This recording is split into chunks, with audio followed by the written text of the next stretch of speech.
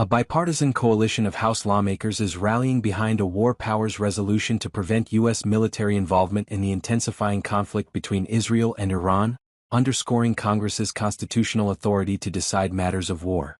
Spearheaded by Representative Thomas Massie, Republican Kentucky, and Representative Ro Khanna, Democrat California, the resolution, introduced on June 17, 2025, seeks to force a full House vote to ensure no American military action in Iran occurs without explicit congressional approval. Massie, a libertarian-leaning Republican known for opposing U.S. interventions abroad, announced the initiative on X on June 16, 2025, declaring, "This is not our war. But if it were, Congress must decide such matters according to our Constitution." He invited all House members to co-sponsor the resolution, emphasizing the need to curb executive overreach. Khanna, co-leading the effort, highlighted the resolution's privileged status, which allows it to bypass House leadership and secure a floor vote. In a post on X, Khanna framed the vote as a critical moment. "No war in Iran. It's time for every member to go on record. Are you with the neocons who led us into Iraq, or do you stand with the American people?" The resolution has quickly gained traction, with prominent Democrats like Representative Alexandria Ocasio-Cortez, Democrat New York, and Representative Don Beyer, Democrat Virginia, pledging their support. Ocasio-Cortez, a vocal critic of unchecked military expansion, simply responded, "Signing on," while Beyer echoed the sentiment, signaling a growing coalition. This bipartisan effort unites progressive Democrats with conservative Republicans who align with the America First philosophy, reflecting widespread concern about repeating past Middle East conflicts like Iraq.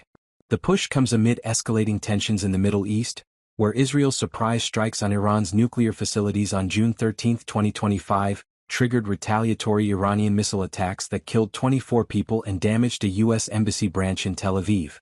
Now in its fifth day as of June 17, 2025, the conflict has heightened fears that the U.S. could be drawn into a broader war. President Donald Trump has not ruled out military support for Israel, stating on June 16 aboard Air Force One, "We're looking for better than a ceasefire," and pushing for Iran to abandon its nuclear ambitions entirely. The Pentagon, however, insists U.S. forces remain in a defensive posture, primarily assisting Israel with missile defense. Rooted in the 1973 War Powers Act, the resolution requires congressional authorization for any U.S. military action against Iran, except in cases of imminent self-defense. A parallel effort in the Senate, led by Senator Tim Kaine, Democrat Virginia, on June 16, warns that the recent escalation of hostilities between Israel and Iran could quickly pull the United States into another endless conflict. Support for the resolution crosses ideological lines, with figures like Representative Marjorie Taylor Greene, Republican Georgia, a Trump ally, criticizing calls for deeper U.S. involvement. On June 15, Greene stated that the conflict reveals who is real America First/MAGA versus those slobbering for the U.S. to become fully involved. Former Fox News host Tucker Carlson also opposed Trump's backing of Israel's actions, calling it complicity in an act of war. Opponents of the resolution, including Representative Josh Gottheimer, Democrat New Jersey, and Senator Lindsey Graham, Republican South Carolina, argue that restricting U.S. action could undermine support for Israel at a critical juncture.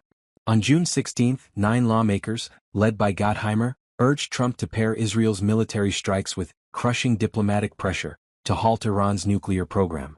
Graham has described the conflict as a game-on moment, suggesting U.S. involvement may be inevitable if Iran targets American interests. These divisions highlight the complex dynamics in Washington, as lawmakers balance support for Israel with public wariness of another costly war. The resolution's prospects in a Republican-controlled Congress remain uncertain. A similar 2020 Iran War Powers resolution passed the Senate but failed to override Trump's veto. Still, proponents argue that forcing a vote will compel lawmakers to clarify their positions, potentially influencing public discourse and policy. Senator Bernie Sanders, Independent Vermont, who introduced the No War Against Iran Act on June 16, warned that another Middle East war could cost countless lives and trillions of dollars, exacerbating regional instability. As air raid sirens echo in Tel Aviv and Iran's nuclear infrastructure sustains damage, the Bipartisan War Powers Resolution represents a pivotal effort to reassert congressional oversight. Whether it succeeds or sparks debate, it underscores a broader reckoning over America's role in the volatile Middle East. With lawmakers like Massie, Khanna, and Ocasio-Cortez leading the charge, The resolution sets the stage for a defining moment in U.S. foreign policy.